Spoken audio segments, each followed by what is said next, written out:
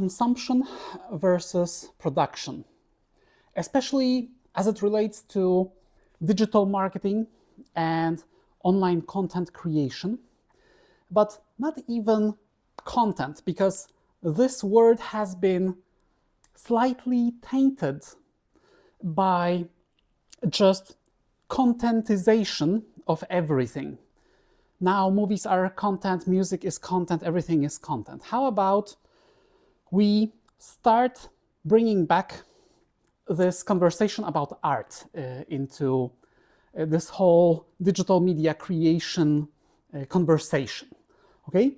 So you are probably wondering, if you're watching this video, whether you should consume a little bit more, or maybe to learn, to boost your skills, to become more knowledgeable, or maybe that you should be producing and not really looking at the current trends that are happening in the digital space. And this is really tricky, and I've been thinking about it a lot. And if you look at really famous artists like Picasso or Basquiat,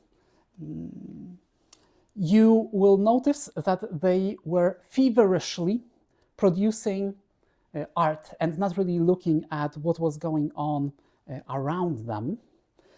And that's how they really became masters of their craft, and that's why we know their name, because they were really obsessed with producing.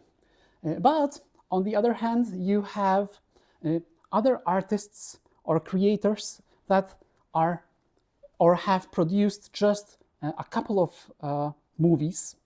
Maybe Coppola, the movie maker, would come to mind, or Ingmar Bergman, So they were just producing a couple of pieces that were just masterpieces. So then, what would be your choice, right? Napoleon once said that quantity has a quality of its own, which means that the amount of stuff that you produce will can have a great impact as well, and has a quality of its own, meaning that you can deploy it in, for example, online space and make a big impact. Of course, he was talking about armies, right, and military strategy. So then you have this conversation about different forms of media that you can consume. So, for example, we have right now podcasts that are becoming really interesting and really popular among listeners. On average, I was recently informed, people listen to podcasts for around 7 hours per week. So that's a huge amount of time. And some of these podcasts right now are over 4 hours long, or like Lex Friedman podcast or Joe Rogan podcast. But then you have to think about, is it really worth your time to be spending all of this time listening to these podcasts? Because you have these commercial breaks, or basically ads, for, at the beginning, and then they now put them in the middle. So this is like breaking the flow of the information, let's say, stream that you are receiving. And usually people are just shooting from their hip there during these podcasts and just talking from the top of their head, like I'm doing right now. So the quality of the information that you are receiving is perhaps not as high as it could be. And then you have this false premise that, oh my God, I have been listening to this podcast for 3 hours and it was productive. But actually you haven't really produced anything, but it gives you this illusion that you have done something productive, and you can temporarily escape from the torments of your default mode network, which is instantly switched on the minute you are turning off this podcast, and then you start engaging in self-referential thinking, and most of it is negative. So perhaps this podcast listening thing is just a way for you to escape from the dark recesses of your mind and all of the negative thoughts that are welling up from your subconscious mind, and you haven't really learned anything or haven't produced anything. You have just switched off your brain for a while. And don't get me wrong, there are some few podcasts that are great, but I have been experimenting with just a tremendous amount of podcasts throughout the years, and I have to say that the quality of the information is not really great. However, it might be relevant because it's up to date, right? Maybe the podcast was just recorded a few weeks back, so you have the current context. So you really have to look at your situation.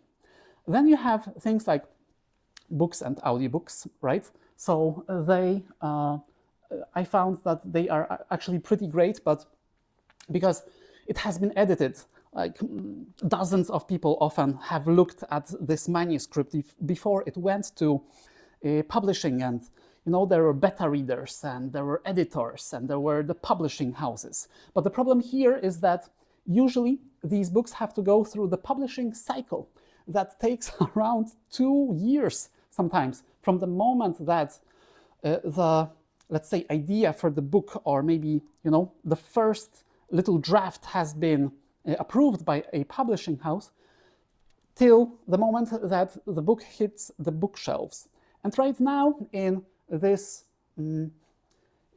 era of just rapid communication and information dissemination, it's 2 years, it's like eons, because the things are happening so fast right now that it's pretty crazy. But I still find books to be really amazing and life-changing. Like, it's very rare that a podcast would change your life, but a book can easily change your life if you really pick the good book at the right time.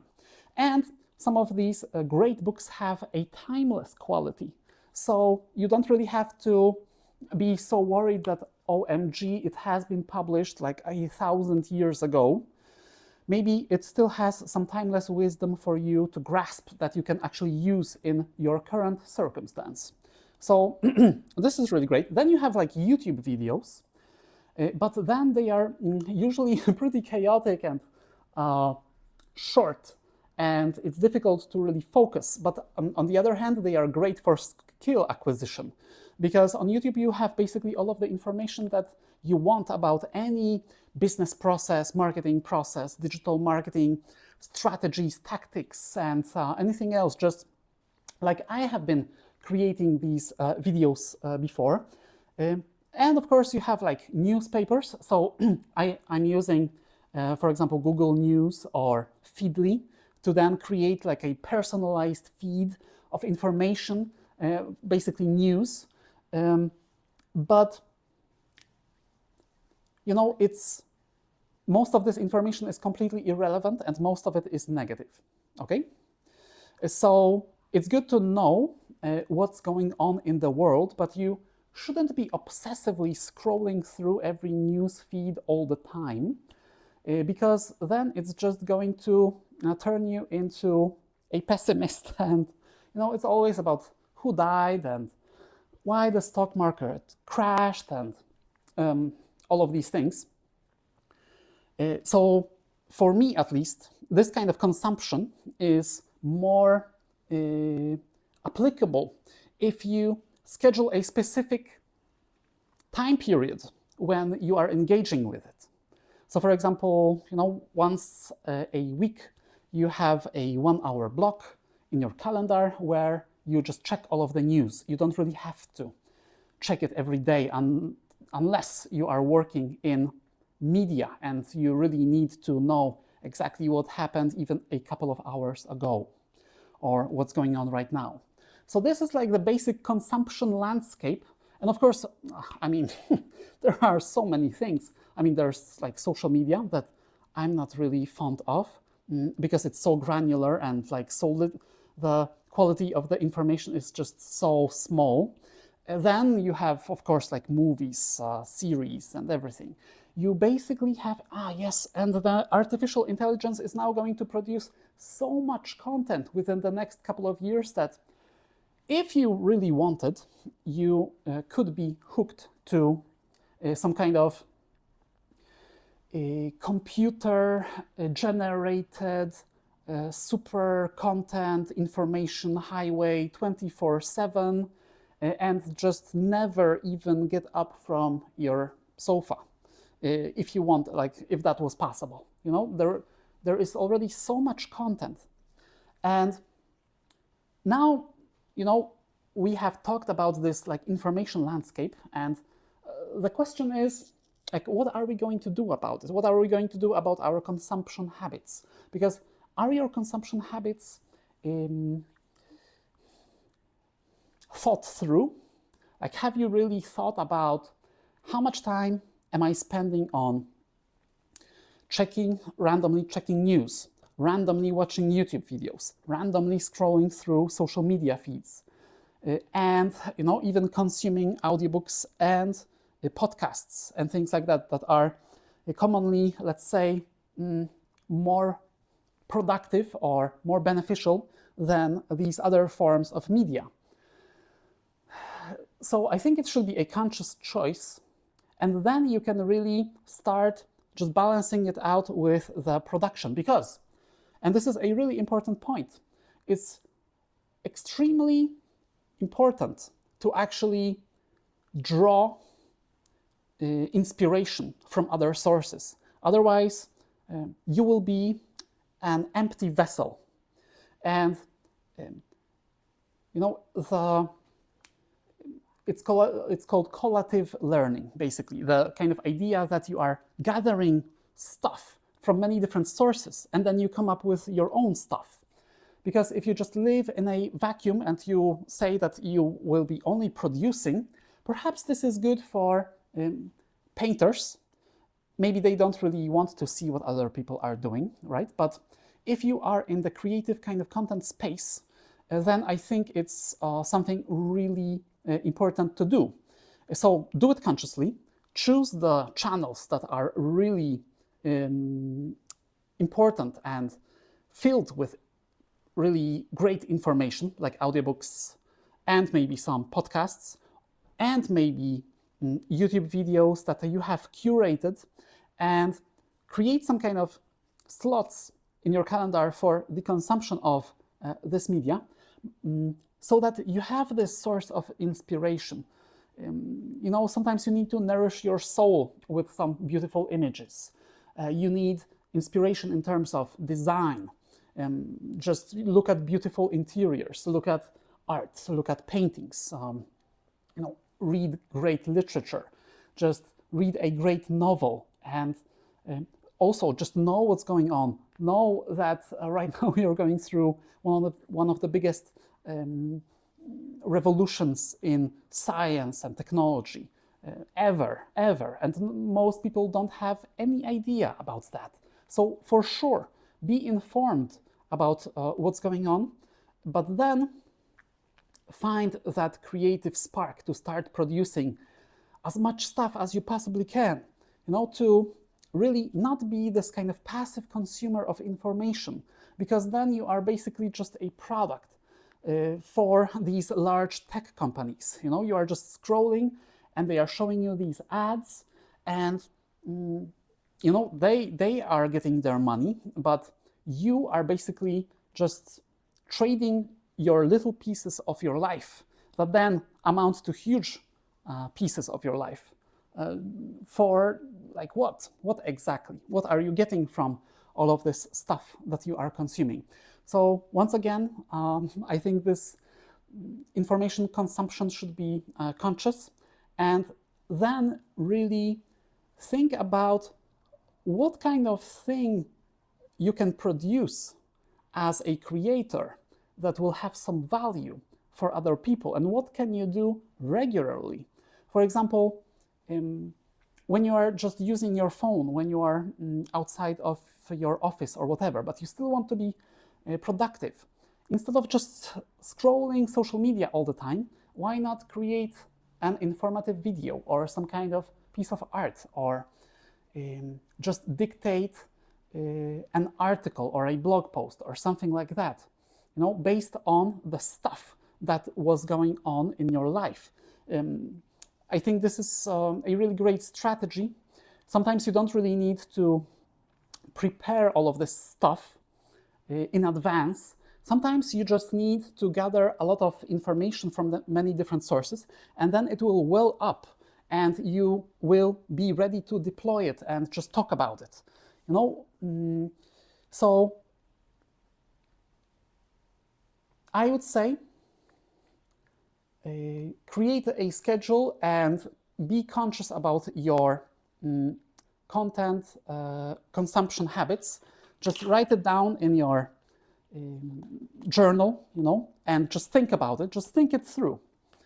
And then think about what kind of thing that you would like to produce, what would you like to leave behind, and then just start pounding it, and catch yourself whenever you have this tendency to just mindlessly scroll through things. This has really negative impact on your mental well-being. And instead, produce, share, do something, send something to somebody, ship something out. I think this is the essence, that creative urge to really start doing something that you are proud of. Because like when you go through a week and you have watched 5 movies and listened to 10 podcasts and scrolled social media for like 8 hours, you usually feel negative, like a little bit worthless. Maybe not worthless, but your self-esteem has gone down. You're like, oh my God, I'm just like consuming this stuff. What am I doing with my life? But if you just punctuate it with a few moments of just creative bursts of activity, then you are rolling. Then you are feeling like, okay, I'm actually doing something with my life. So keep creating, and I will see you in the next video.